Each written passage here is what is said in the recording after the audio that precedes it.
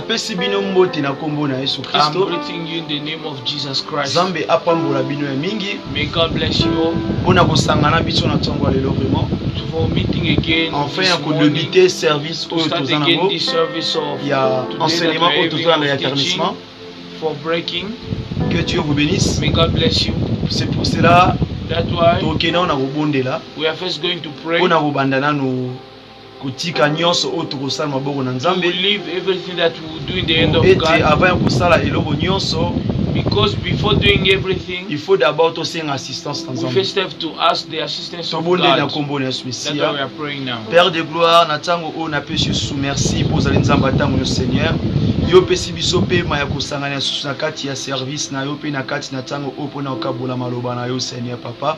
Tambwisa pe conduit biso na tongo lelo Seigneur papa.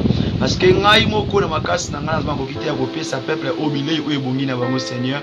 Papa, fais ta volonté et manifeste-toi Seigneur. Tobengyo Emmanuel Dieu parmi nous Seigneur. Manifeste-toi Seigneur. Konza na kati ya la salle au pe na kati ya plateau au Seigneur. Dirigez pe tambwisa biso Seigneur. Simba monoko interprète pe simba maloba oyo kopesa nga yawe yo utiliser nga pesa nga un simple instrument yawe pe toucher moko na moko azana kati na bisika au Seigneur pour te maloba oyo akoyoka tokoyoka na bisika oyo et édifier moko na moko Seigneur régner pe konza ba penser na biso Seigneur répondre pe na ba question moko na moko à travers enseignement oyo na kombo na Yesu Messia to bengi moli mono kati na biso et régner pe tambusa biso so le kumpi masanjoli tomba mono kati na biso yawe yango to pe so le kumpi masanjoli to biso sous merci Seigneur Jésus-Christ.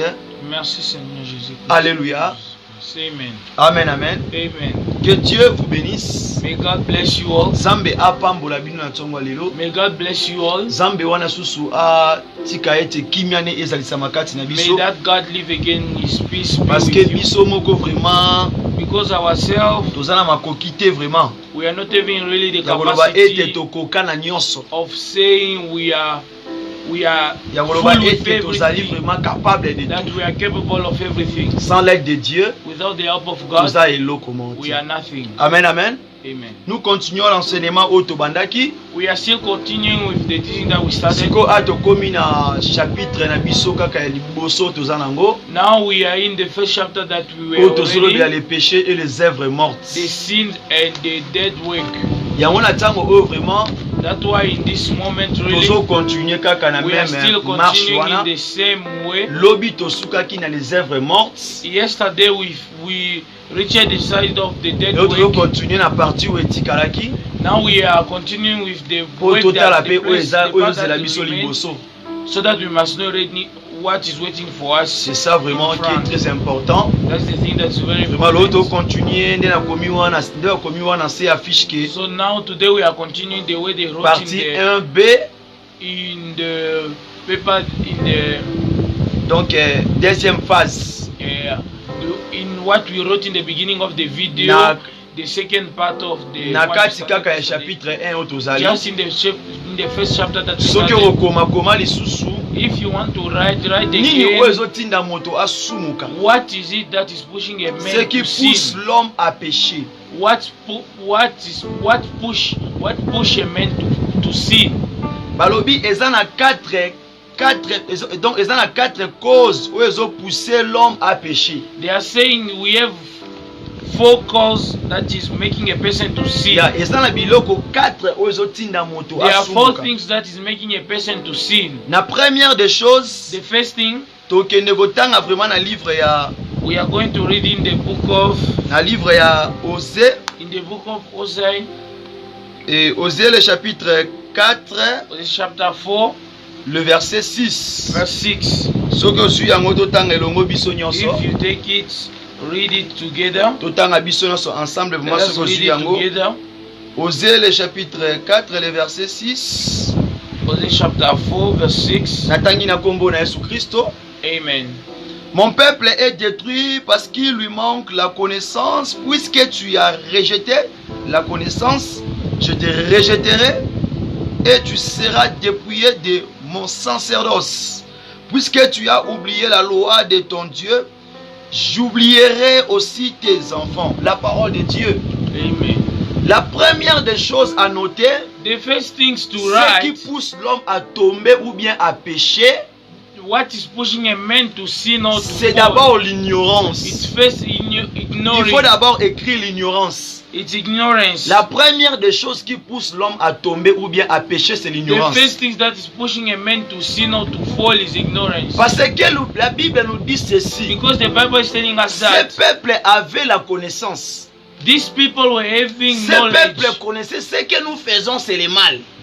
Those people know that what we are doing is bad. Ce que nous commettons là, ce n'est pas bien aux yeux de notre Dieu. What we are committing is not good in the eyes of Parce our Lord. qu'ils contiennent, donc ils portaient la connaissance de Dieu. Because they were carrying up the knowledge of God. Donc bazala qui n'a moins connaissance mon kati na bango. So it means they were having some knowledge in Mais ce them. fut un moment ba rejeter connaissance wana. But it was in a moment they threw that Ce fut un moment knowledge ba away. quoi qui connaissance wana. There was some moment that they threw Lorsque that celui knowledge qui away. rejette la connaissance de Dieu, The one that is rejecting the knowledge of God eza lokola moto oyo a s'écarter na Nzambe. is like somebody who Donc put moto God akomi far from mosika na him. Nzambe. It's like a person who put God far.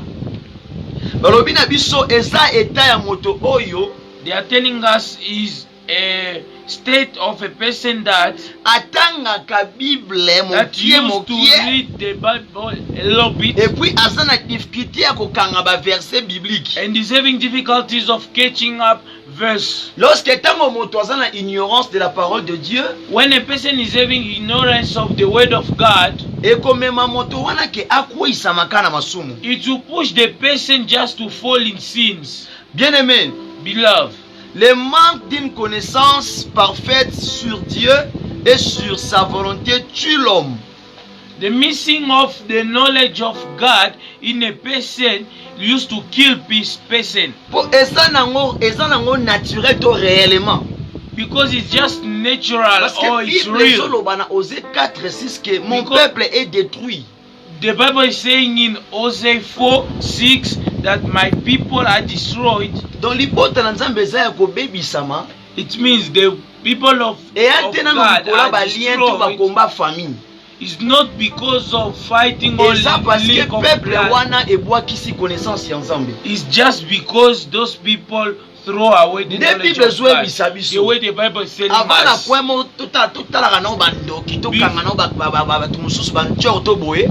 Before looking at other person and catch them witches or call them whatever we want, we have first to look at one thing. Tomitala nao towana position ni. Let us look at ourselves first and ask Yango question ourselves. na which biso position ya are we? lesson oyo ezali who are you?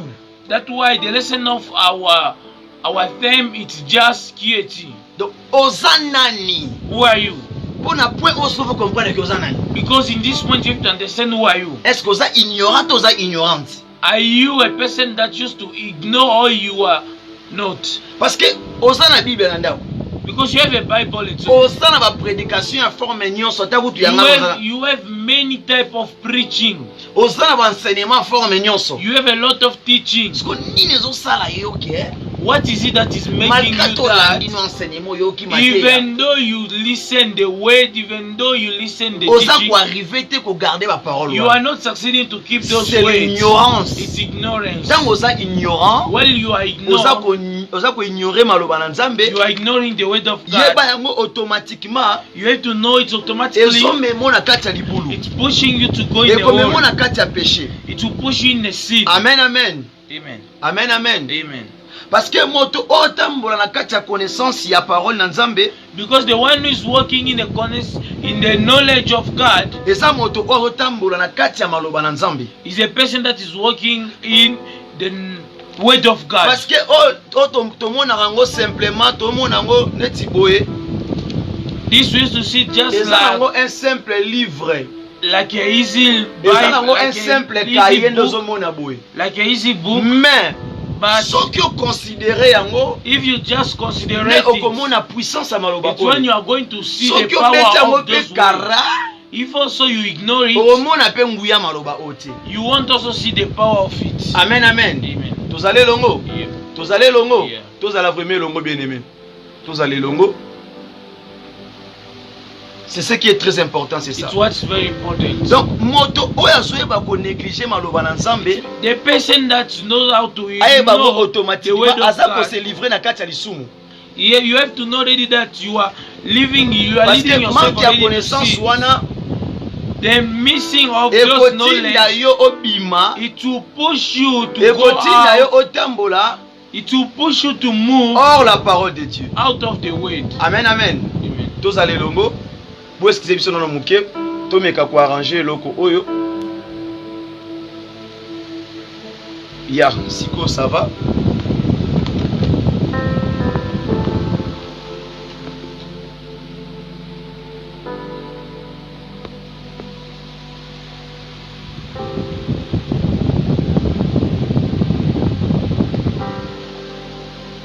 Je m'excuse un peu.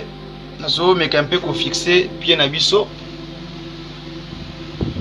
Pour tous aller un peu vraiment. Ok, na moni siko ça va. Ok, nous continuons. We are continuing. Vraiment bo eskize biso pona Really, we are sorry. moi mouvement ya moke tiko lekana. Forgive us for this small movement that we have made. Tolinga son ezala malamu po boyoka We bien. want the sound to be good so that you must Tokoza listen also liboso na well. kete tozongana na biso boye. We cannot be in front of you. We are Soki just son ezokoma shining, bien te, but the sound is not reaching bokoyoka pe well. biloko malamu te. It means if the sound is not good, you want to Amen, see amen. anything important. Alléluia. Amen. Acclamons pour la gloire de Jésus. Balobi na biso lisusu boye, They are telling us again, tango moto azolongwa na kati ya connaissance na Nzambe, when a person is going out of the moto wana knowledge of God, automatiquement azali exposé. that person is directly exposed. Parce que la crainte de Dieu, Because the fear of c'est le God commencement de la is sagesse. the beginning of Et pour avoir la wisdom. crainte de Dieu, And for you to il faut have avoir aussi la connaissance de la parole de Dieu. the wisdom of God, you have first to Siko know the soki yo word of néglige God. maloba oyo, But now what about if Soki you are okwaki just maloba rejecting oyo, this word? sor ne kozalela wapi? What will be your Sor ne judgment? kozalela What will be your judgment? wapi? Nde question na ngai yango wana. Bien aimé, bakisa ba verset oyo koma yango. Beloved, at this verse, Koma Psaume 111, write it. Psalm 108, Le verset 10. 11, Proverbe 9, verse 10, Proverb, le verset P10. verse 10 also. Ezaka ezolobela moto It's oyo just talking about the azotosa person Nzambe that used to respect God ebandela bwani ebandi kati na ye. is the beginning of wisdom. Amen, amen. Lolenge pe ya Jésus Christ It's the same also with Jesus na Christ. tentation oyo elaki après prière à 40 The jours et temptation nuit. that came to him after the prayer of So 40 otangi na days. Matthieu chapitre 4 le If verset you read 1 it in tina 11, Matthew chapter 4, okomona pe makambo oyo verse nazwebisa. 11, you see things that are Jésus talking a about. répondaki Satan par rapport à la connaissance de la parole de Dieu. Jesus answered the devil according to the connaissance of the Yango pe knowledge biso of tolandaka exemple words. wana. That's why I also used to follow that Amen, amen. example. Ekosunga yo. Bisiko comprendre te komelanga benganga tuna. Where you didn't understand, write for me and send it. Yango pe un jour docteur Angalas Abraham, That's why one day Dr. Angalas l'homme Abraham, to pe moto o Nzambe apesaki mission ya ko tambwisa église la louange the person that God gave him the mission to na bisika oyo nga pe na lekana direct the church of rekoni pe lokola worshiping, mwana na bisika wana. the place that he have passed, where he was known as a son. Lokola exemple moko, Like an example, un jour azobima na église one day he's going out of the church. alingi amata po azonga You ndako, want to go to the car, Hier so that he esilaki. must go back to his house. amoni Where moto was moko that? ayeli ye.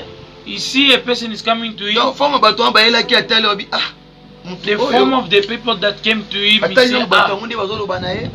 he checked the way those people are Ote papa talking to him. tokutaki église tobimi église tozalaki église na kati mpe na yo They are saying Eh, they were inside the church with tona him. poso omema biso na mutuka na yo They want him to take them Tokita in the car. liboso.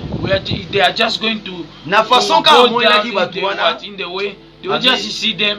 Ça ce sont pas des chrétiens. He said, these are not Soki nalobi Christians. naloba te mbala moko, If I just say no now, ça peut aussi me salir aussi bien it nakofika can jusqu'au also Nzambe. make me dirty and also make Abi, the, pas de word of problème. the name of God be Lokola boza insulted. bandeko na nga ba Kristo, And he said, no problem, since you are Ils ont my abêté na friend sunga Christian. bino. He It's not bad that I Bo must pesa help ngata you. ne fiske verset ata moko oya pamba. Just give me one Ne fiske verse. ata verset biblique oyo. Just give Ata me verset one kaka moko verse. biblique oyo. Just one verse. Bien aimé dans le Seigneur, Beloved, automatiquement bato wana automatically bakangami minoko. those people were Donc quiet. ezalaki na bango ba choquer.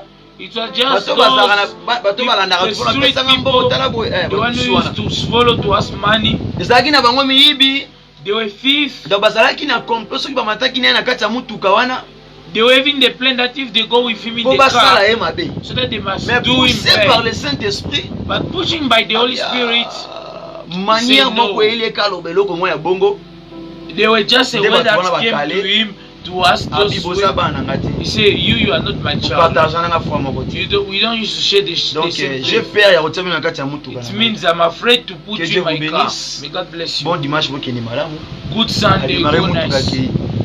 Then you take Donc it. ozomona ke You are seeing ata pe that bazalaki na kati ya église. even though they were inside Ata the baza pe church, bana église. even if they are the child of Mutu awuti the church, église ata verset biblique moko matia oyo ki akangi te. a person is just Jesus from Christ. the preaching, but he didn't catch even one verse. Deuxième point. Second point, La connaissance des sciences humaines ou absurdes, c'est la chose du monde. the knowledge of things of the world, Mayele ya science ya kibomoto. the knowledge of the science To ya of the biloko ya world, mokili. or of things of the world. Balobi na biso moto azali doué to pe zele na kati ya connaissance du profane. They are telling us a person is clever and also is having a lot of feeling for the things of the world. Moto alingaka mingi a se confier na mayele na ye moko. People lack to be confident with their Na own knowledge place kutu a instead se confier na maloba na Nzambe. of putting trust in the word of Vous God. allez voir que moto azali capable You see a person is capable ya kondima o coutume lobi. of accepting what the culture is Ya saying, kondima oyo famille lobi. to accept Ya what the family kondima is o saying, batu balobi. to accept what Mais people are o saying. Nzamba lobi But what God says etali ete. is not his problem. Équipé pété. It's not his A problem. m'en fou. I don't Donc care. mutu as o mwana kutu ngana mwana tina frère. Me already see a Frère azo brother. préféré réaliser les mais azo tane kotanga kaye banda tongo ti lobi na tongo. I saw already a brother is accepting that the time of church must pass, So, ina but he tangi te na must get boishuwe. the time to read the book from morning up till evening. So, If I don't read, he will fail. So tangi to échouer to boy te. Est-ce que na lola ba repasser la repessage? Did I tell you that if you don't read, you fail? Did Tona I tell you tona that lola in o se rattraper. in O se in the rattraper sky ba jour there, nyonso banda ko kima pona o église. you are going to take back the day that you were not coming to Donc church? c'est-à-dire l'homme veut seulement croire à quelque chose. So it means that the men just want to believe in Soki something. mutu akomi kokotisa makasi na kati ya connaissance ya biloko ya mokili, If a person start trusting a mutu lot in wana of the akomaka world, mosika na Nzambe. that person used to be far from God. Amen, amen. Amen. Exemple ya Jésus na Nicodème. Example of Jesus and Na Nicodemus. Jean le chapitre 3 le verset In John 1 à chapter 21. in John chapter 3 verse 1 up to 21. Tozomona histoire ya We are Jésus na seeing Nicodème. the story of Jesus and Tala Nicodemus. ba ansa Nicodème. Check it the answers Jésus of alobi na Nicodemus. ye, Jesus is telling him, alobi soki olingi ete he's saying, if you want, ozala to disciple na ngai, or you want to be my to mpe disciple, mpona okota na nzela oyo, also that you must get in esengi na this yo way, obotama ya sika. you have to be born again. Nikodème azongiseli Yesu eyano. Nicodemus gave back Jesus the answer. Abinga komande fwa pembe se boti ngai. He said, me, I'm already having white Nga kona beards. komi da mobange boy. Me, I became already grand. I Nazonga lisusu na libumu wa mama must na go back ngai. again in the stomach of my mother, Pona bandela kobotama so that I lisusu. must restart again being Te bien born. aimé. No, Yaka beloved, Nikodème ye mote. it's not just Nga da na Nicodemus. mona mutu ayebise mambo ya molimo me mutu oke nango na physique. Me already see a person that talking to him in spiritual things is going with it in physical. Mais wape esprit de mort ango déranger biso bimaka boye na bete ramba mama mbosila. He's saying, where is that bad spirit that is disturbing Mais us? ndeko It soka te must just babenga came ngo out, we must esprit beat de him. mort. Are you not listening? They are calling Yozo ba it obeta ye spirit, boye na physique spirit okanga yo of beta ye. death. Are you not understand? They are calling it spirit of Ola them. beta How are you voisin going to mbata na beat? longo kan so beti so beti ne mutu. You see your neighbor, you slap him, you think that you are beating a bad spirit, but you are Pourquoi les beating choses your d'esprit on neighbor. peut jamais les comparer na physique. Why? Because the spiritual thing you can never compare it in physical things. Po muko mususu olingo o mekana ko séparer esprit, âme na corps. Because one day you try to separate the spirit, the body, and the. Wanso salibongo daye. If you do it, you Oh, die. die, You die. And your soul. C'est ça la connaissance du monde. That the Même à ta knowledge of the connaissance, il world. y a Jésus na ba juif. Even the knowledge of Jesus and Jean the 7, 14, Israel and 16. the Jewish. Tanga yango comprendre. John 7, Lokola 14, 16. connaissance pe otomoni muntu ki kotanga médecine. Also the same way, the knowledge that we used to see a person want to learn medicine, Eza lisumu te otanga classe. it is not a sin C'est pas un to péché. learn, Nga na refuser to yango go te. to school. Me, I Mais do lelo it. o docteur aki otanga na But école. now today, a doctor Ake want to kotanga na ye study. vraiment tangi na He ye. really went to study. Asisi chiki na He ye. finished school. Tango asisi When chiki. he finished school, Ole aluka. instead of looking, Ole aluka na ye kutu ami instead mamusena of logique. looking even to take his Ya komi kolongo work isabana batu in bazemi. a normal way, but him is looking for doing Ba fortement. to give people abortion, Bien aimé dans les girls Seigneurs. abortion. Ça c'est la connaissance du monde. This is the knowledge of Tant the un world. docteur osa biloko bongo c'est When a péché. doctor is Tu doing tues les something, humains. you are sinning because you are killing Avocat people. zokende ko plaider akende ko plaider na cause moko oyo eza nango mutu aza vrai coupable. Yeah, Lawyer. a lawyer is going to talk for a person that is really Mutu is ma really the one who na ye killed. baby A ke. person really killed, and him also the lawyer know that it Yeah, he was the Kebuna one. na court, But ake when they say defendre ye. no, it was not him. Me He's atoka. really defending him and Asalango te. even sweating. Asalango te. He's even saying it Sweat was to not go him. out It to was go not out. him. Your eyes will be blinded. Will even Sala bilo explode. bongote. Don't do such things. Sala bilo Don't do bongote. such things. Lokola ba savant lelo oyo. Also like Bato scientists, batangi mingi ba those yebi people who mingi. study a lot, to Bakoki read a kosala ba lot, bombe moko donc pour exterminer na batu. they started making just bombs so that they must kill people. You just go to school, you On a sacrifice effacé yourself les so that humanité. just you must erase humanity. Donc, keba na philosophie les Be chrétiens. careful with philosophy Keba na Christians. anthropologie les Be chrétiens. careful with anthropology. Keba na sophistique les chrétiens. Be careful with sophistic. Bien aimé, tika na biso lo moko. Beloved, let me tell you something. Tala, Check. avoir beaucoup de connaissances Having a lot of de knowledge ce monde, of this ou world, bien à ne pas les voir, c'est pas un péché. oh, not having it is not a sin. Ce n'est pas vraiment forcément dans la douée na maela It's not really a word. It's not really a must. You must be having the knowledge of this world. Le manque de science n'est pas bon pour personne. The missing of science is not good for anyone. Tanga Proverbe 19 de Read Proverbs 19:2. bakisa pe na biloko ya mokilo bakisi And also in the Colossiens things of the 2:8. world, Colossians 2:8. O bakisi pe 1:3 And et 1 again, 1 Corinthians, roi 1 King, chapitre 3 1 King chapter 3, le verset 5-12. verse 5:12. Ekamamaki biso mona Corinthiens It's the same. It's the Na same 1 way in Corinthiens Corinthians. And also 1 Corinthians le chapitre 1er le verset du chapter 1 verse 24. yozokaki nzambe azoloba You just listen. God is azokonfondre saying, mayela bato ya mokili I'm oyo. confusing the knowledge of the people of this world. Troisième point, The third point, la rébellion. rebellion. Totangi na mokanda ya nombre, We're going to read in the book of Numbers, nombre le chapitre 30 le verset 4 tina 6.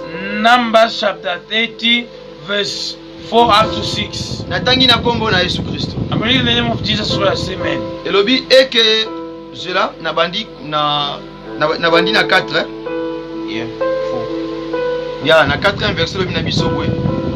Lorsqu'une femme When a lady dans sa jeunesse in his et à la youth maison de son père is in the house of his father, fera un vœu à l'Éternel he will do a wish to God et se liera par un engagement and will be close to God by an engagement, et que son père aura connaissance du vœu and also the father will be in knowledge of that wish qu'elle a fait et de l'engagement of the wish that he have done, and also of the engagement par lesquels c'est lié. in which they have make a link.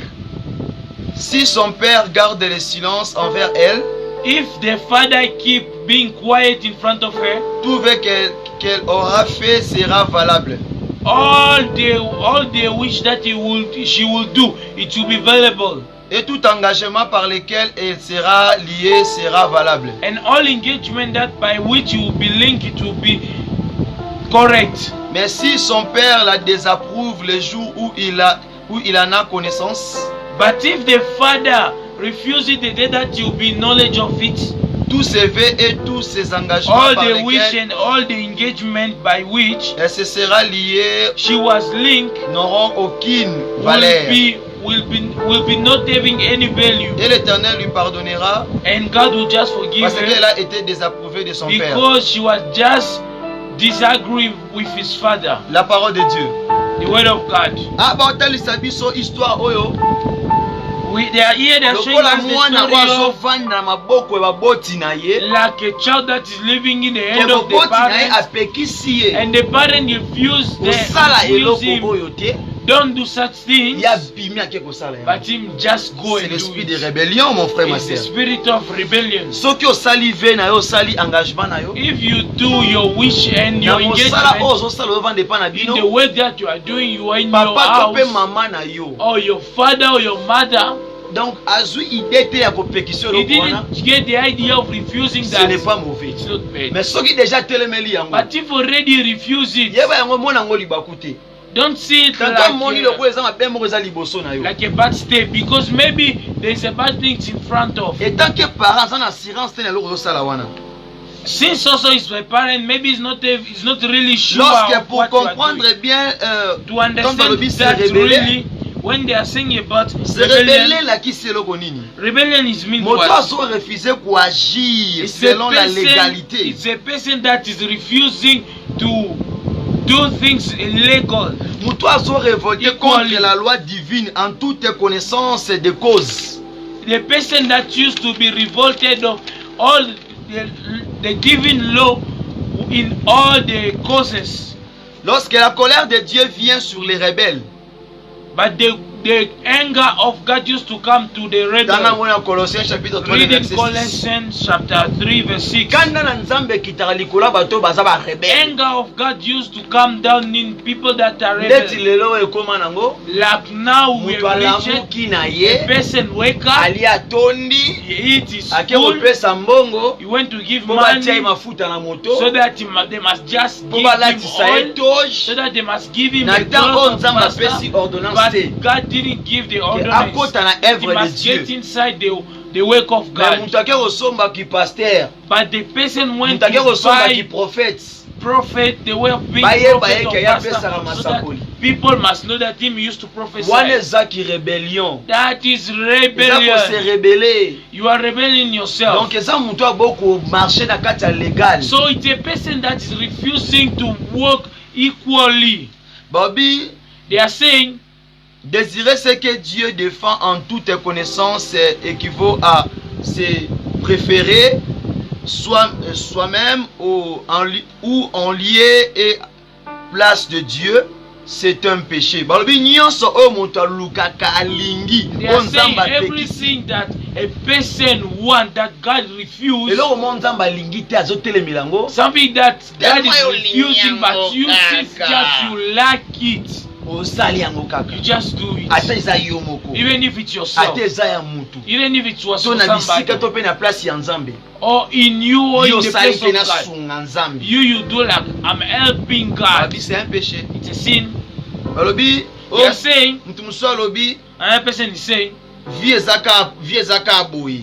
life is just like this. To mela na biso, Let us just to drink, saka na biso, let us play, to sala nyonso po to kufa let na us biso. do everything we want because we are Oui, going po to to die. kufa na biso. Yes, because we are Eza ya going to die. solo. It's true. Soki otie biloko wana place otie nzambe na nsima, c'est un péché. If you put those things in front of you, put God behind it. Koyeba it's ke sin. jugement ezali. Because not that there is a judgment. Exemple mutu azwi moto na fiançailles, Example, a person get another person to mobali azwi mwasi na ki fiançailles. in a fiançailles. Babandi marche na bango.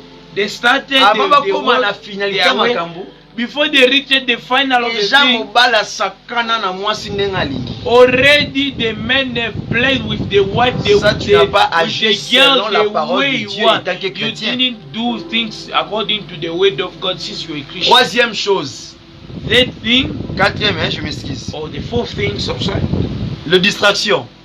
distraction. 1 Corinthiens chapitre 7, le 1 verset 35. Corinthians chapter 7, verse 30.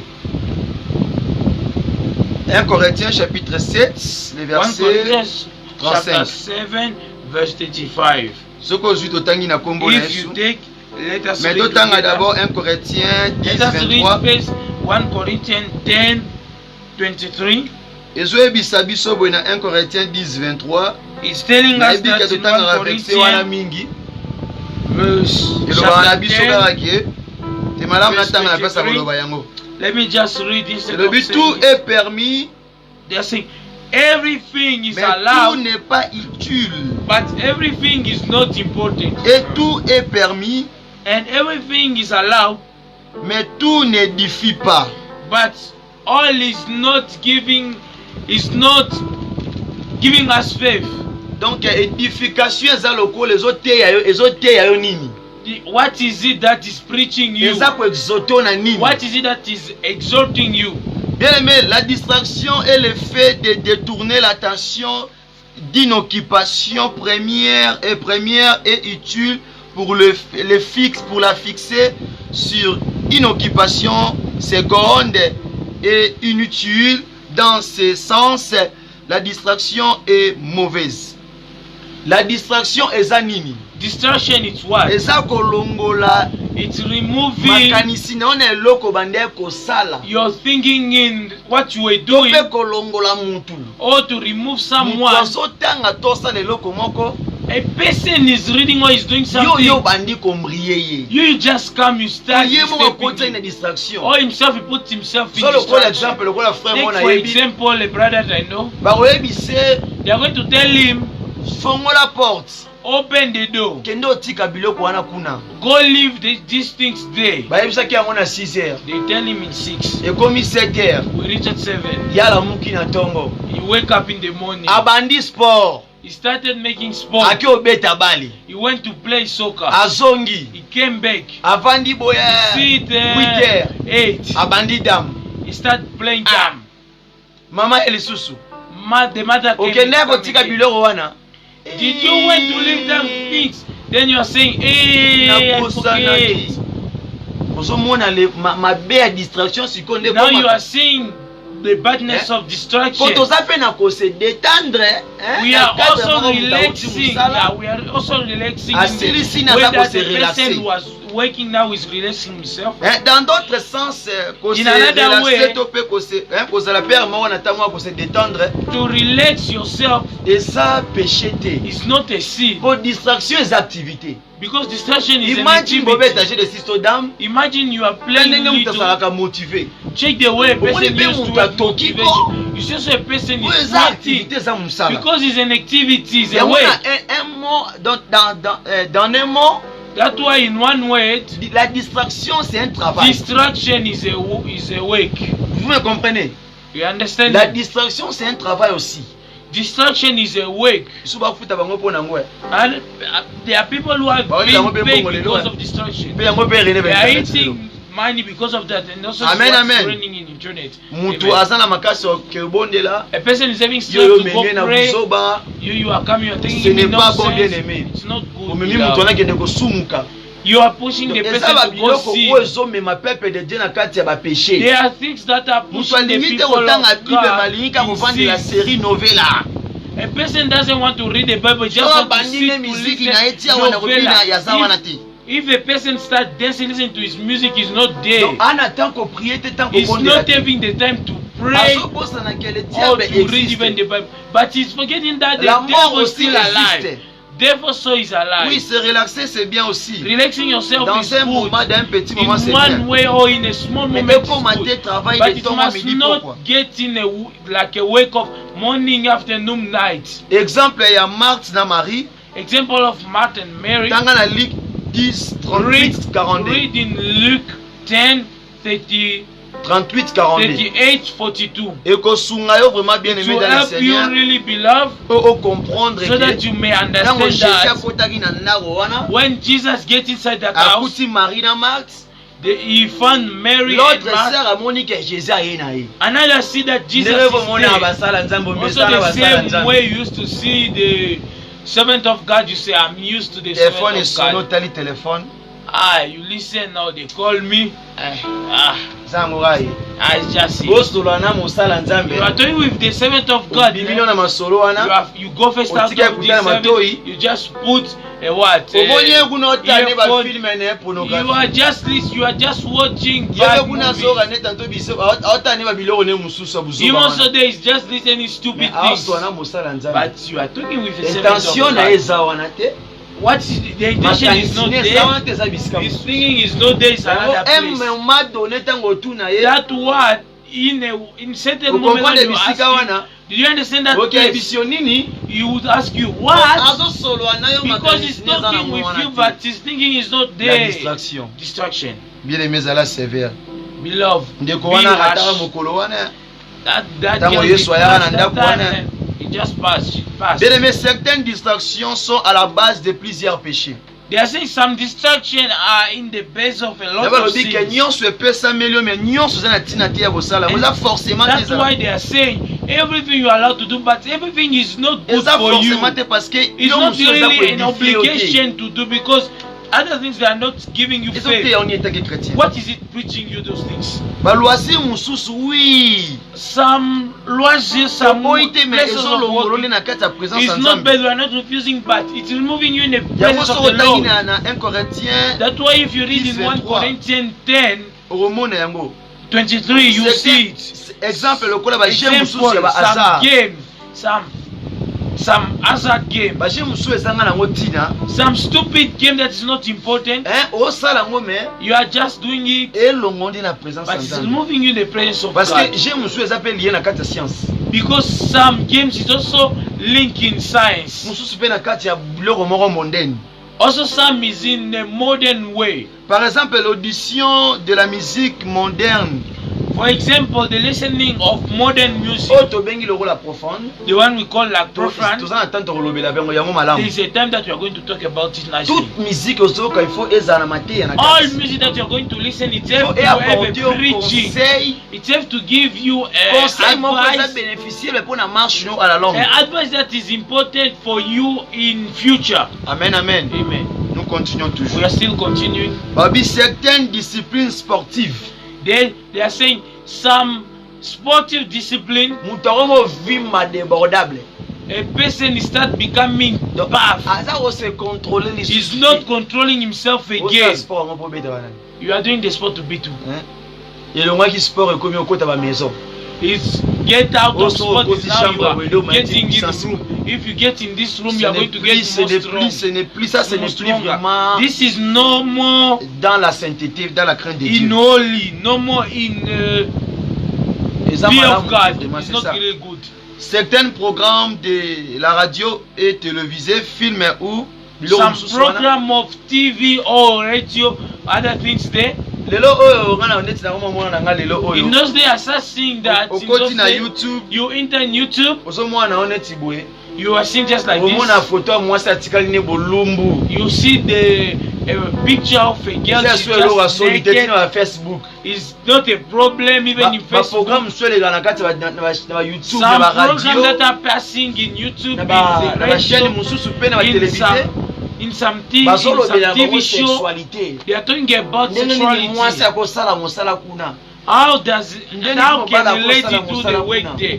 How can a gentleman do efikasika na work mpona there? peuple de Dieu What is the preaching that you are même giving pas to the biloko people wana of même lelo God? science ekomi nango na kati ya ba TV Not even that. Even in our days, science yango is in nyonso wana TV. lokola peuple de That's Dieu why, like il ne faut people pas of God, se donner na biloko ya you bongo cannot leave yourself to en something. toutes ces choses là In all those things, ezaka ezoluka elongolo dans la présence de it's Dieu just looking for taking you away from the presence napekisi of kose God. relaxe te I didn't refuse you mais to en relate, excès c'est mauvais but in excess it's bad.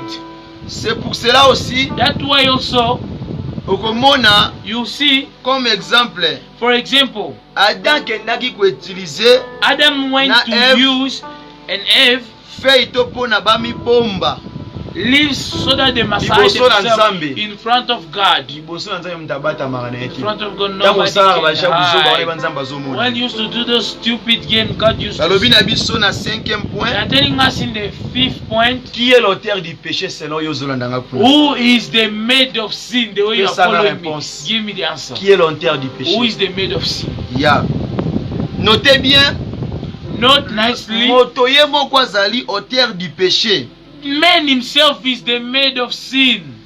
étant donné Since moto ye moko ayebi oyo The- azosala po aza na pouvoir wana kopona le bien et le mal the people knows that you have the power to choose good and bad, you are the maid of sin. Deutéronome 30 15 Deuteronomy 15, okomona ke nzambe azoyebisa Deuteronomy 30, 15, peuple na 17. ye ke You see, God is telling his people, napesi bino I'm giving you priorité to mpe possibilité priority or possibilities ya kopona to choose mabe to na malamu bad and good. la tocomprendre ke moto ye mo Then aza we understand auteur the du péché man himself is dans the sa propre author vie. of sins in his own life. ata te batelemi na porte Because wana. even if the devil stand on the door, soki ofongoli porte ya kota if you nde don't open the door, how c'est-à-dire is ke he going choix to oyo get you? kosala nde It nzambe means akoakompagne the yango choice that you are going to do, it's what God is going to lead you through. yango omona ke moto nyonso azalaka d'abord That's reconnu why pécheur you see that everybody is known as sinners. biso nyonso tobotamaki donc tout homme est né pécheur Because all of us, everybody was born a sinner. circonstance Circumstance, na niveau nini okomonaka okobotama na In which parent oyo level baza you ba can- non croyant you can be born in parents that are tobotami na not moto moko believing ayebi ne in God, nzambe te to na or situation moko you were boye born in a family that they don't mosusu believe in God. bamemaka mokumba ne ebandaka parti ya hotel Some she get pregnant since the hotel. na hotel wana mabe bandeki In kosalema wana that hotel, bad things was okomprendre yango na happening kati ya there. balien We are going to mosusu see mpe na the kati ya bar other mosusu also mpe na in the kati ya bar, boîte de nuit other also mosusu in mpe na balabala night board. donc Other people commencement also in the ya street. semence ya mwana wana So the beginning of the beginning of the source of that child ebandaki déjà started already, accompagné na baesprit oyo ezalaki tout autour ya ta action nde was kosala also accompanied by the spirit that was around when they were notez doing it. bien Note again, le péché atteint que son auteur sins used only to touch his author. masumu ekangaka kaka mutu oyo asalaki Sin yango used always to touch his author. mutu oyo akometaki mbeba wana erataka te The one who committed it never miss. moto mpo akobotama na kati ya lisumu ti Another person can d'abord also be bakisa born in bisika a oyo sin. le péché atteint que son auteur It was the way we wrote bakisa nombre sin only gets the what is bakisa na livre ya nombre in the book 32 of Number 30 23 24. wana bible ezoloba yango ngai te Is the Bible saying it's nzambe alobi ke masumu ekangaka mokolo that the sin used only to catch his owner. sikoyo na bisika moto mpe abotamaka mpe na kati ya In lisumu the way people also used to be born with wana sin, mpe bakisa yango na you livre ya also psaume ate again in 51 the book of Tanga Psalm yango ocomprendre 59, na expliqué baexemple ebele 51. lokola mpe explain a mwana lot of abotami na examples. kati ya état de l'ivresse Like a Divorce, child who yeah. were born in drinking donc na temps ya way, conception na ye the time of his mama to conception, papa azalaki na mother or father was azalaki na drunk. conscience te You were not what donc mwana wana knowledge, you déjà was not conscious. automatically azomema semence mwana kati na ye. Automatically that child is having the semence, ya semence moko eza ya sentiment moko négative a negative feeling. mosusu mpe eza na kati ya colère Another also is when he's mosusu mpe na angry. kati ya kanda mpe na kati ya Another jalousie person also is in jealousy. na kati ya rancune In also ranking nde ekomema babiloko wana na kati ya that mwana used to bring those things to the child. ya mosusu mpe eza semence ya mwana oyo abotami na hors le mariage Is also the child that was born na out kati ya of illégalité in out of equality. donc nyonso wana mpe All that also ezaka makambu oyo is just things faut kuyeba yango ke that you have to know that sika muntu azobima liboso nzambe pécheur where a person used to be found in front of naître pe na God, kati ya parents oyo baza non convertis. being born also in a parent that are not Romains converted. 3:23. Romans 23:23. C'est très important. Oh, Romans Même 3:23. les refus du rapport sexuel pendant la période féconde peut entraîner dans la vie d'un enfant des caractères colériques. Also, in the time of period, Nata oyo pe ekomaki mwasi to pe esengaki basangana mobali po akomi na tane tia kobima mokumba me mwasi aboyi na ye ke basangana to mama boyi ke basangana papa. it's also if the wife was in the time that he can carry a baby but did refuse to carry but was forced by the husband. Nyonso wana ekoki pe kobema babilora mabe po akanda pe mwana botima ko mwana mo colérique. All that can bring also the child can be born. He will be a child of anger. Ce sont aussi des conséquences. It's also some consequence. Babi aussi même les rapports sexuels où salami la pensée à muteza also- musika to ya mwasi to ya mobali. They are saying also some sexual action that are happening and they're thinking of the wife or the husband are Mutu far. bazana mbetu me ya kokanisa mbali mususu me azana mbali na mbetu. Ato bazana mwasi na mbetu, mwasi na mbetu.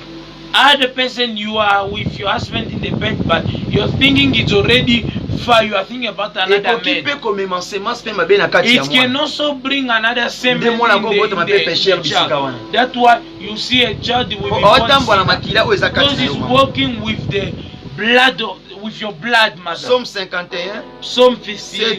51 7 7:19. 7:19. Yeah. Donc nyonso wana ce sont des All choses that oyo is koya. things that can come. La vie de l'homme, The life of a man, d'abord faut comprendre d'abord ceci. you have to understand that Masumu pe ese remarkaka pe emonana pe. sins also can be Na shown kati ya vie ya moto. in the life of a person. Même liboso ya Nzambe. Even in front of God, Ya sala ete that what moto used to azala make privé de la gloire de Dieu. a person to be far from the glory Selon, of selon God. Romains 3, According to Romans 23.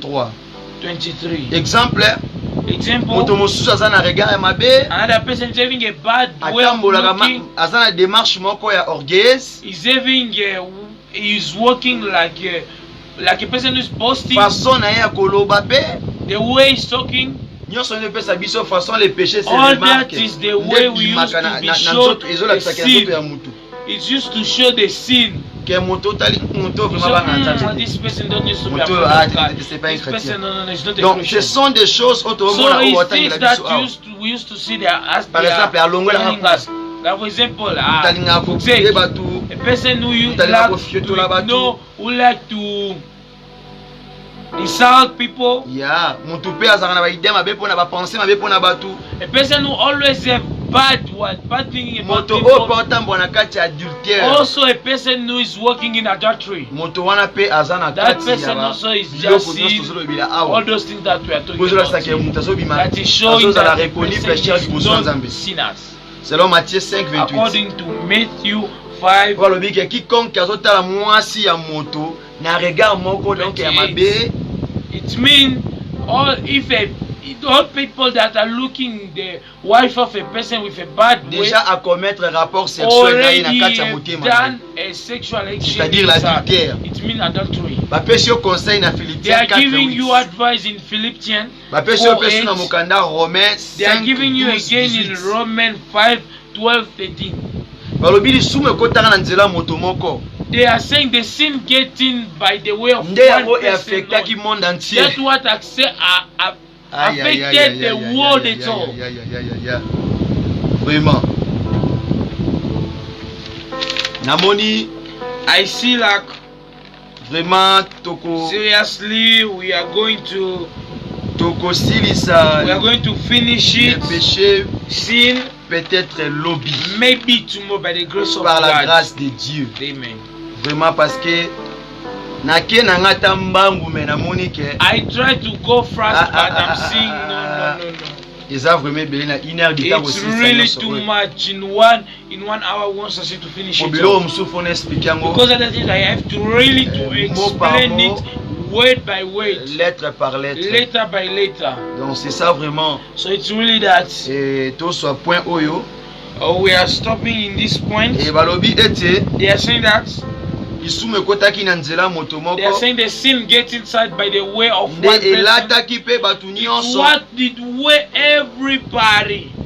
Tous tobengamaki ba pécheur. Now all of us we are called sinners because of one person. Mais tango Yesu ayaki But when Jesus came, afuti nyongo na biso. pay the credit. Do lelo otokoma racheti. That's why now as we are. Pa bato pe ba yangi lokola mukonzi pe obikisi ba Also otamba na for kati ya people sainteté. who were born, who accepting Mess their Savior, they are also working in His way. Na 6e point, In the 6th verse, balobi les péchés non confessés they are saying the sin that are not confessed.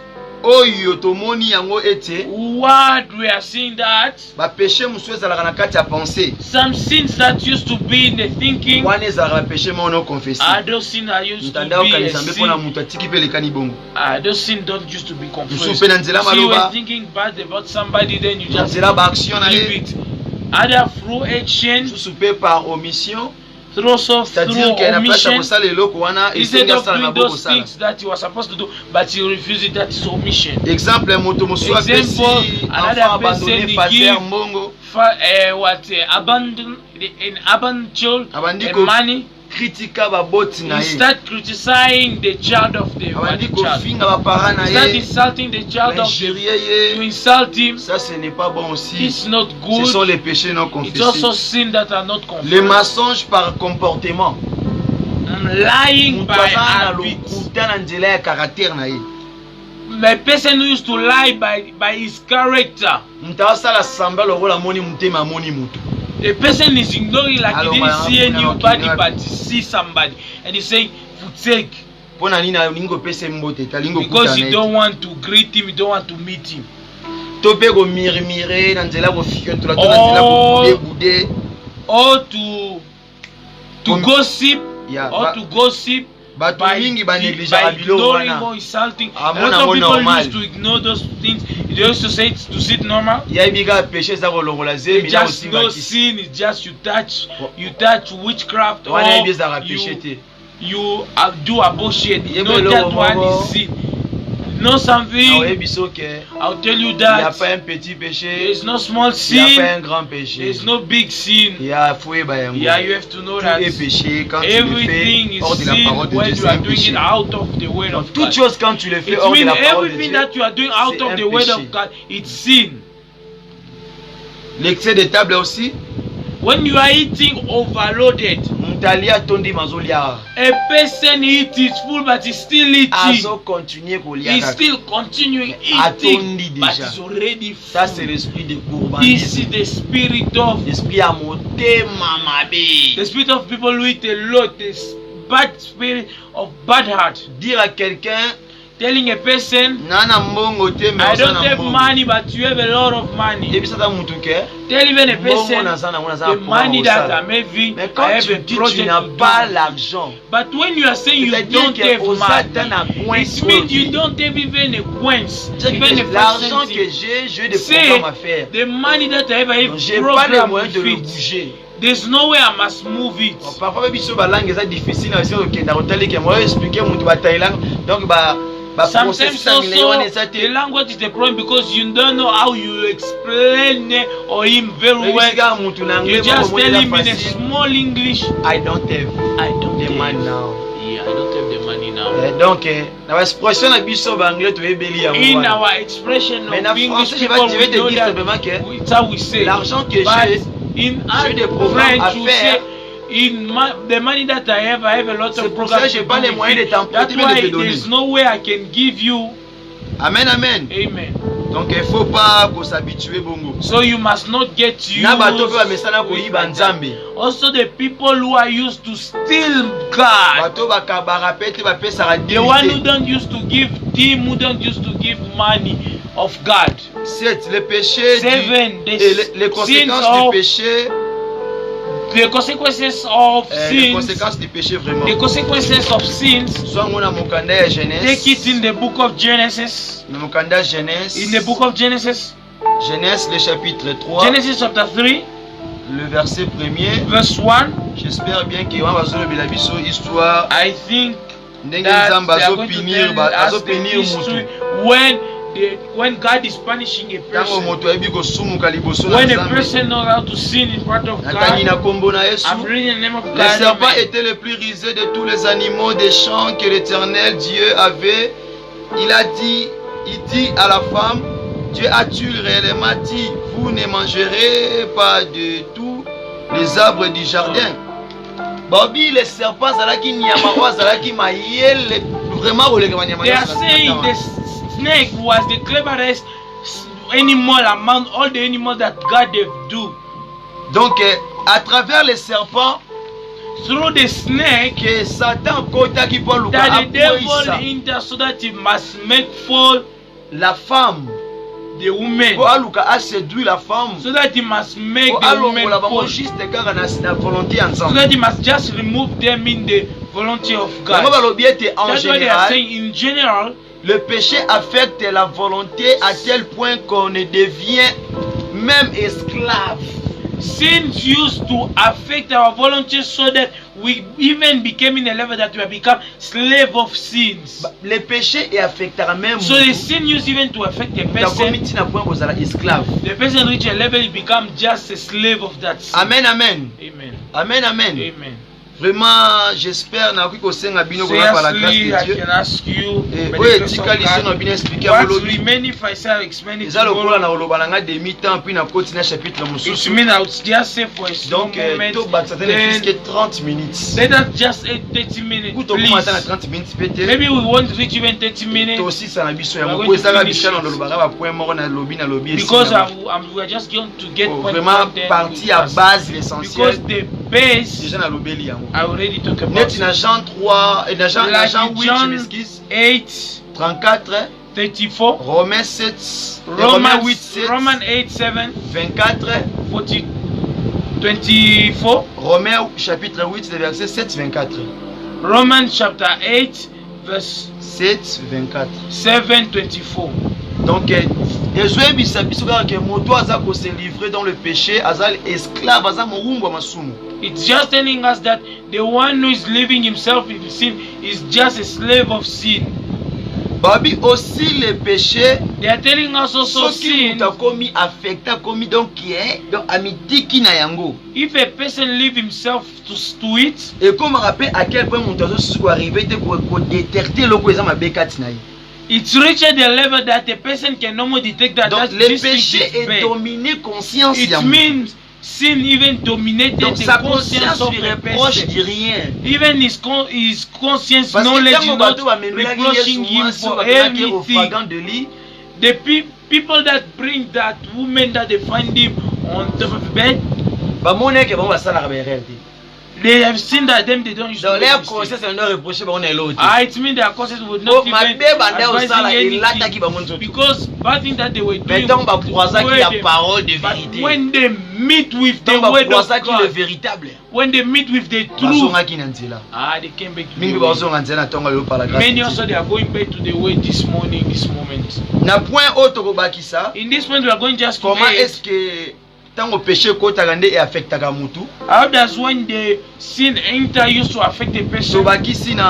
We are adding on, you are going to write 7.1 in the level of the soul. You are going to write in Matthew chapter 15 verse 18-19, Marc 7 20-23, Mark 7 20-27, Jérémie 17 Jeremiah 17 9, je m'excuse. Jeremiah 17:9. Here they are showing us that what can the sin make us when we accept it in us. They are saying soul is the deepest, is the unit. Et sa place où il y a sentiment all feeling used to see, the feeling, desire, même even what the mouth is going to say, the soul first has to give. If the soul don't give, the mouth won't talk. That's what we used to say. Interprétation ya motema nde ezala na monoko. The the translating of the heart used to be in the mouth. Amen, amen. Amen. Alléluia. Amen. That's what they are saying. C'est l'abondance du cœur que la bouche fait quoi? Parler. It's by the full of the heart that the mouth talk. Tango ama muntu ezali suye na mabe, when the soul of a person is full of bad things, amen, amen. So that person won't be in peace. We must be together. Can we be together? Let's be together. Soki muntu amne komi suye, if a person the soul is already dirty, if already a person the soul is dirty, the first things you see that person, you won't have peace again. That person won't have peace again in his work. First, second, you will be somebody of being afraid. 3. La jalousie. Jealousy. 4. 4. A person is having a spirit of anger in a level. Don't take it for having those things. It means this brother is a person of anger. It means I'm talking about I used to be angry of those people of God. The anger that I'm talking about is really, if you look at Brother you really see, killing him even. Just like this. Just type of la haine, hating, la animosité. Animosity. Ah no, let's continue. C'est pas un péché. Pour ceux qui ont kangami awato memingam, mais la maille peut se renforcer.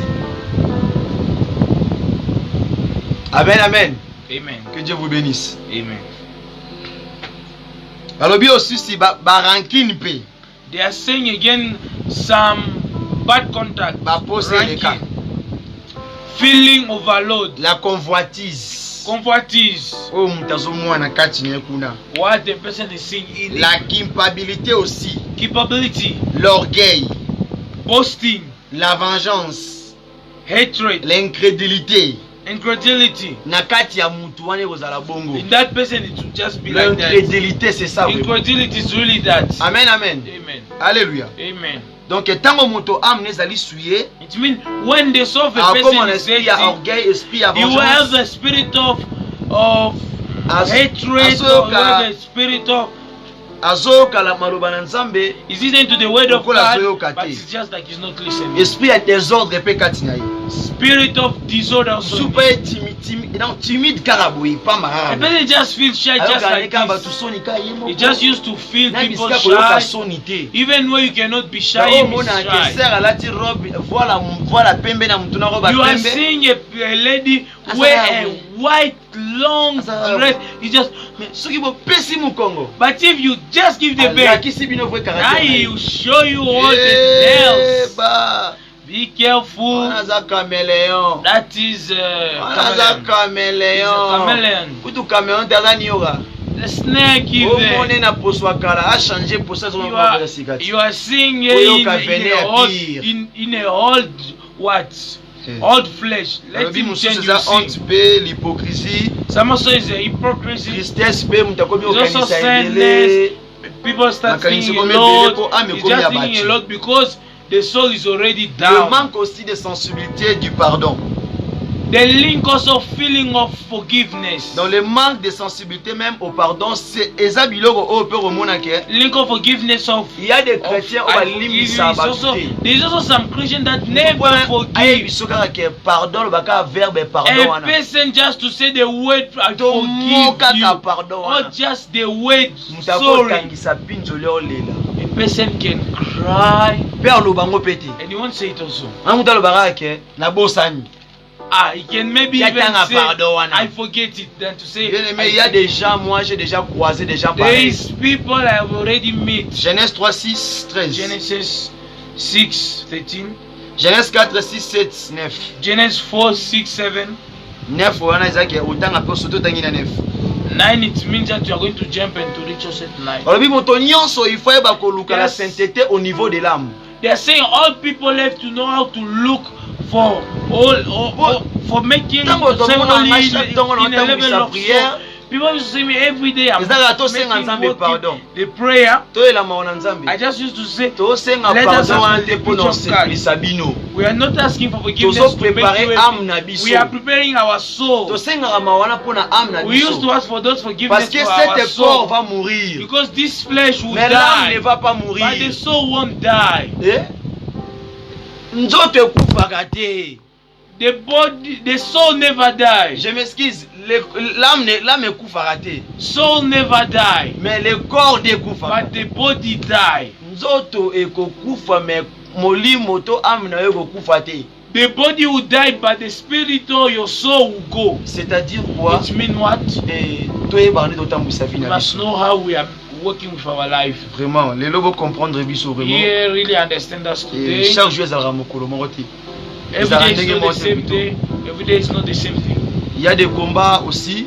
There is also fight. Il y a aussi la fatigue. Also tightness. Il y a aussi des circonstances aussi. There is also circumstances. Malobaboué et ya kana kimiate. When such word never come with peace. Mais bisika o ego bimela. Donc kombe ozala kaka. Where those words are going to get up, there will always be a fight. Because people laugh. My brother, you are going forward. My brother, you be a big person. My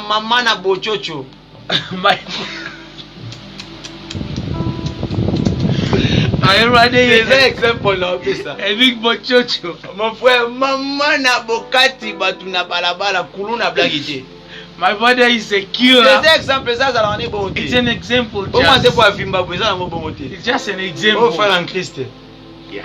Bien aimé dans le Seigneur. Christian. Yeah. Donc c'est-à-dire que it means that dans la place solo bela muntu vérité pour muntu taille bana entendre musafi na e. Instead of telling a person the truth, me I started. Ça c'est pas bon. Just swallowing. C'est pour cela les chrétiens faut That's faire why some très attention à plaisanterie. Be careful with some games. That's why we used to follow. That's why we used also to lose the way, Lord. Babi tout est acte bon ou mauvais et avant de eloko nyonso oyo ezali ya mabe to pe acte nyonso malamu to ya mabe liboso to pe na kati na biso bato. They say all action that are good or that are bad in us people, it's used just to show that, to show our identity, even good or bad. When it's coming from the heart, it's just used to give us the answer physically. C'est l'abondance du cœur que la bouche parle. It's from the fullness of the heart that the mouth speaks. That's why it's saying Matthew 11. Que Dieu may God vraiment nous fasse grâce. Must give us grace. We must know how to respect this word. Na deuxième point, in this second point, au niveau de l'esprit. He's saying in the level of spirit. Soki muntu ayebi kosumuka, if a person know how to communication te ensemble. The spirit of the person is no more in contact with God. Saint-Esprit avant d'arracher kati na biso te. That's why you see nowadays the Holy Spirit never speaks again in us, but it used only to come. Notre corps est le temple du Saint-Esprit. Because they say our body is the temple of the Holy Spirit. Because it used to come, he sit when you finish. Parce que cet corps a because this flesh is always having feelings. That's why in first they are saying, don't make the Holy Spirit sad. Genèse 3:8. Genesis 3:8. L'homme est séparé de Dieu. Man is separated from God. Man is separated from God. Read in Genesis 3. Just because of the bad things of the man. God is hiding his face in front of a person. All that is only because of the bad things that you have done. Isaiah chapter 1 verse 15. The prayer of a person, if God is not giving us, maybe sometimes it's not witches. It's only because of the act that you used to commit. Things that you used to do, that used to make that your spirit and the spirit of God must be in connection. Isaiah 1:15. Michel 3:4. Michel 4. Michée 3:4. Michel 3:4. L'homme spirituel, Spiritual man, l'homme spirituellement, je m'excuse, men spiritually, l'homme spirituellement mort devant Dieu. men spiritually die in front of God. Romains 6, 23. omona mutu atambola na Bible You la see monene a loboko. person is working with a big Na Bible, molimo adayane déjà kala. but his spirit is already dead. Bien aimé, spiritualité to pe koza totambola na sainteté. Beloved, spirituality you're working with Et ate holy. olata veste à pembe He's not pembe. working. He's not wearing Et a ate olata robe à white pembe vest. pembe. He's not putting a Mais white ezali thing, relation na yo but your intimité na Nzambe. relation with God. Amen, amen. Amen. Amen, amen. Amen. C'est très important. It's very important. Tango to sumu kito tango muta kuisami. When you sin, or maybe when somebody aperdra d'abord autorité liboso na Nzambe. a person is supposed to lose authority in front of Même God. liboso aperdra même autorité liboso ya débat démon, je m'excuse. He used to lose authority in front of devil. Quand on pêche, on perd l'autorité When que we sin, Jésus-Christ we nous a lost donnée. authority that Jesus gave us. Il faut vraiment que Dieu nous aide par sa grâce. May God help us, Parce que, because comme on dit toujours que les voleurs viennent que pour dérober, égorger et détruire. only to come to Et alléluia, steal Samboina. and to kill. Autoro Kendi. Today Tout va bien par la grâce de it's Dieu. shame because we are going. Jean 8, 34. John 8, 13, Marc 16, 8, 17. 34, Tanga yango. Mark 16. Balobi, le Saint-Esprit n'est plus à l'œuvre. They are saying the Holy Spirit is no Molimo more in bonsan work. koza susu na musala te bien aimé. The Holy Spirit is no more even Tango work muta kuisami. when a person falls. Romains 8, Romans 8, 26, 27. 26. J'espère que nous sommes à la fin déjà. I think we are already in the Là-bas end. qui même 30 minutes on a senga qui toko matati. I said the 30 minutes that I asked we want Na to niveau ya nzoto tango muta in kuisami. a level of the body when a person falls. Deutéronome 28, 15. Deuteronomy Tina 28, 68. 15 up to 68. Genèse 3, Genesis 3, verset 16, 19. verse 16, 19. Balobi na biso, le They are péché telling est us semblable à un sins- poison, Sin are comparable to poison, dangereux ou à une mine dangerous or to prêt a à mean exploser ready to explode, pour donner la mort. to give death. Balobi moto abungisi même autorité likola mbisi likola nyama nyonso na si ya mokili The oyo. people lost authority on top of Tala fish makambo and masu- all animals in the Tala world. makambo lisumu ozosala mutu. Just check the thing that sin is Likola giving a lisumu mutu person. abungisa autorité oyo Nzambe apesaki Only likola biloko na because si ya of a mokili oyo. sin, a person lost all the authority that God Likola gave him. lisumu nde pasi ekota na Because of mokili. sin that suffering get inside the world. La souffrance n'existait pas dans ce monde. There were no suffering in this Mais quand world. l'homme a péché, But when Adam souffrance sinned, ekoti, suffering get nzala ekoti, anger bafatigue enter, ekoti, tiredness enter, maladie ekoti. sickness Tanga enter. yango na Genèse 3, Read it 17, in 18. Genesis Lolenge Nzambe 3:18. azolakela mabele The o mabe. way God is cursing the earth, Lolenge Nzambe azopinir mutu. the way God is cursing a person, is Likola lisumu. punishing a person, sorry, because of sin. Ba épidémie ekota na mokili. Epidemic gets in the world. Malili eleka dose. A Pays ezokota ba cold of, glace I don't know what, parce que bato bazovanda. a country are giving back ice. Chaleur eleki makasi. It's hot like I don't know what. Lokola un tiers soki ya gêne de feu. Like 1/2 of fire. Hein? Crise économique ekota na mokili.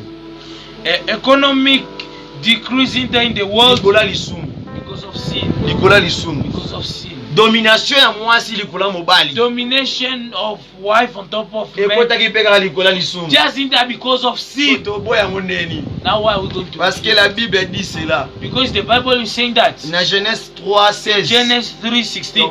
Mobala bungisa kitoloma It bungisa autorité. means men lost the Likola authority lisumu ke Nzambe apesaki autorité nyonso wana. just because God gave him all the authority, Donc, but he lost it. yo mo comprendre que tant ozo Just sumuka understand it when you are nini sinning, ozo bungisa na vie na what yo. you are lost Tala in nyonso your life. ototanga awa. Check what all that you Likolo are lisumu doing. nde liwe kota na physique. Only because of sin that death gets inside in physical. Po nzoto we bande na okufa te. Because this flesh was not dying. Ndio monaki mo pe na bimisaki yango wana. That way also sometimes Nzoto there was we a bande moment I okufa did te. put it out. This Mais flesh ezala was déjà dying. destiné. But it was already destiny. Nzambe ayebaki moto akoseteni te na corps oyo. God knows that the man cannot be fitted Po in azali this flesh l'omniprésent, because he's the azape omnipresent. l'omniscient, He's also azape omniscient. l'omnipotentiel. He's also omnipotential. Donc azalaki dans le passé, He was in past. il est ici dans le présent, He's in the present. il sera aussi dans le futur. He will be also in the C'est future. ça, non? Amen. Donc ana miso komona déjà oyo ya lobi ongo He's sala. having your eyes of seeing things that will happen there. They did that Nanga kitoko Otangi na Genèse 3:19. We are reading in Genesis 3. Babi, au 19. niveau de la création naturelle, In the level nature, of creation, motope abungisa a person have lost it. assurance wana. That assurance. Je m'excuse. Moto abungisa The men have lost it. moto abungisa ma contrôle. A person lost control Likola biloko ebele. only because of a lot of things. Likolo na nyama. Because of any. Yoke no ebisa lion vanda. You try to go in the zoo and tell the lion sit. Toke kuna na Amazonie ko kutana anaconda. Or just go to Amazon and meet with the Say ale snake. get out. Tell him go. You see the way we eat. Tango you terago, nicely. tango When you are terago. just putting your Ah, finger Ana like bono, we this, sala having boy. a big But I- mouth, I will swallow you. Eleme. Beloved, Lelo so kutana serpent. today if you meet with a snake, So ma run. papa. If he's asking for So you to kutana run, lion ma run. papa. If you meet with a Si lion, ta foi run, n'est pas ferme, run. If dis-moi. you don't have a strong faith, run. Première défense de l'homme, First defense of the man, c'est fuir. running. Kima. Run. Run. Poso ba lelo boko tika na des fois. Because if they eat your hand, you remain with Na the na pesa yo te problem. enseignement ya so moni. Me, I didn't Je give vais mettre you. ma foi. Me, I didn't Si teach tu you n'as that pas if d'abord you la put- capacité if d'avoir you la meet foi with a d'assister, lion, n'essaye pas. then you meet him, you say, I'm putting my faith in test. Yeah. Die. C'est ça. Amen. Baksa va vexer ko sungo pour And again, comprendre. this verse is going to help you to Genèse understand. 1er 28. Genesis 1:28. Ozomo lelo oyo mabele zobota You are ntube. seeing today. Mabele zobota ba pile. You are seeing today. What? Yo, The c'est la ground- malala, mais so health boto is ba pile. giving out pin. Ozela tondolo zobota lo epine. You are waiting for fruit, but health is giving you Awa big pe tomona pin. ango ti on to We te ya also bilango. used to see that's why we used to work. Net réalité na te ya bino na mboko nazali bota. Here where I am, the reality I'm telling you, I used to see. Ta anzube bota kosala bantite onia ta so tamboli Even if makolo you are nkulu. working without Ta ya slippers, you omona step nzuba it. mulaya awa. You are Ya seeing boye. a Mosusu ya boye. big Twana ngo ya forme nyonso ya Maybe it's étoile. all form. Ya onso oluka to omona ngo All awa. form you see it here. C'est-à-dire que maloba nzambe ekosa It te. means here the word of God is not right. Yeah, so on mona réalité. So taka be photo, on a photo. If you want to take a picture and I'll show you. Que Dieu vous bénisse. God bless you. Que Dieu vous May bénisse. God bless you. Que Dieu vous May bénisse. God bless you. Balobi pe moto abungisaki autorité likolo ya même ata likolo ya biloko ebele. They are saying the men have lost that authority. Biloko ebele over vraiment mosusu. many things. Faut détendre vraiment les problèmes. Romains Romains 8, 19, 20. Roman 8. Romains 8, 19, Roman 20. 8, 19, 20. Dernier point pour en finir. Last point to finish. Au niveau du destiné de l'homme, In the level of destiny. to na future to pe na avenir ya moto. Or in the future, or in the avenue. Moto abungisa qualité ya kobengama enfant de Dieu. The person have lost the quality of Psaume of being called 90, the man, 13 à 7. a child of God. Psalm 82, 2 à 7. 2 to 7. Romains 6, 20. Romans 6, 20. Donc soki mutu abosana biloko ya bongo, It means if a person have forgotten such thing, soki mutu abosana donc autorité such to mutu abosana valeur ya kozala enfant de if Dieu, a person lost such authority of C'est à value cause of being the child of God, du it's péché. because of losting, it's because of sins. Babylone est lié They are saying man is et lost devient esclave de and Satan. became slave of the Genèse devil. 8:34. Genesis Moto akangami pe akomi mobumbu ya 8:24. Satan. A person get lost and became the Amen, amen. Il y a aussi les enfants de Satan. servant of the devil. Il y a aussi les There's fils de Satan. There's also child of devil. Tout auteur du péché coupable hein, devant All Dieu. made of sin are sin. Voilà où Are vous savez culpable in Dieu the, punit les pécheurs. in the word of God.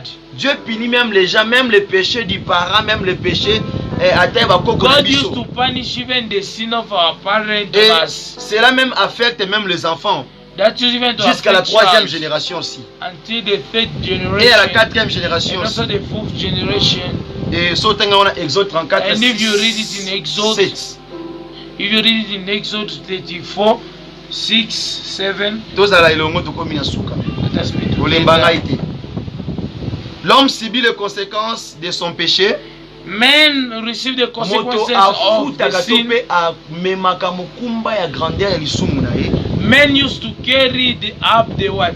The power of his sin Selon Nombre according 32, to 23. number 30, 20. Babi les péchés où eza ko se répéter jour et It means nuit. the sin that used to repeat night and To pe day. péché o moto azobandela ngo ntango All nyonso. the sin that the person used to repeat it, Babenga ngo they are calling it non confessé non-confess ou bien non abandon. or non-abandon. Eloko wana ebotaka nini? That thing used to Nde bisika what? tokobanda lobi. It's where we are going to start tomorrow. Nde bisika tokobanda It's where sikoyo we are going lobi to start par tomorrow la grâce de by Dieu. the grace of God. Na ba petit point mo toza nango We're awa. having some small points. Babenga yango un les liens démoniaques They are saying one, the demoniac link par lesquels le diable by which the devil contrôle son auteur. control his author. Proverbe 5, 22, 23. Proverbe Tangango 5. ekosungo lobi. Ekosungo na lobi na yo. It's going to help you in your tomorrow. Ekoyokanga mpe landanga malamu. Balobi a toloba a, balobi be toloba be. Po sino te nga mpe na kobunga nzela. Parce que c'est ça aussi babengaka ngo ke bato bavanda restaurant bakomaka ndenge moko. Deuxième point il faut noter. Second point that you need to write. Le diable aussi The devil also se servent de l'homme. use people Quand l'homme n'est pas mûr when a person is not dans la really parole de strong Dieu, in the word of God. le diable peut entrer dans ta vie si que toi tu as ouvert ta porte. Devil can enter in your Ou bien life si in tu your- n'as pas cette if you open capacité the door. d'abandonner de Or mauvaises if you choses, don't have the capacity tu of commences à abandoning, pratiquer, tu commences à or you t'habituer start avec de practicing, mauvaises manières. or getting used to bad ways, Ça va devenir un obstacle pour toi. it will become an obstacle for you. Cela va te séparer avec toi It will divide you with et ton Dieu. your God. Et cela séparera entre Dieu et l'homme. And this will Isaïe separate 59, le verset 1 the men and 3. people. Isaiah 59 verse 1 up to 3. L'homme ne connaît plus le succès The man no more no success de ce qu'il fait, of what he's doing. perd toute espérance de vie Father, all experience of pour life, l'avenir. for life, Ecclésiaste 4, 5. Ecclesiastes 4, Pour 5, ceux-là qui vivent, for all those il y a who live, encore de l'espérance. for all those who are il y a living, encore they de still l'espoir. experience. Il faut They jamais still dire have que vie n'a experience. suki awa. Never say that. Na udu My nazanga na life has ngatina. stopped here. Me, I'm not Il faut important. jamais komi Never finga. say that. Oh nga nasali nini? Oh, me, Mokili what oyo did I elingi not ngai do? te. This world Non, don't Dieu te like me. connaît. God knows you. Dans toutes ces choses, God knows you. Dieu t'a pas jugé. God, in all those things, Dieu God t'a didn't pas judge you. condamné. God didn't judge Dans you. toutes ces In choses-là, all those things, que Dieu nous May bénisse. may God bless us. Que Dieu vous bénisse May aussi. God bless you again. Et nous avons fini le chapitre 1er. And we are done with the first Vraiment par la chapter. grâce de Dieu. By the grace of God, Ça n'était pas vraiment facile. it wasn't easy. Et si vous avez besoin aussi de If prendre you are in vos need questions of du devoir, question or et là je vais vous envoyer dans mon I'm numéro. going to send you in my Ou number, bien je vais le mettre sous le message. or I'm Le going to devoir put it se under donne the à celui message. But the homework used to be given qui a to the suivi one l'enseignement, that have taken the afin de lui teaching aider to help him de se débarrasser de toutes choses qui est mauvaise en lui.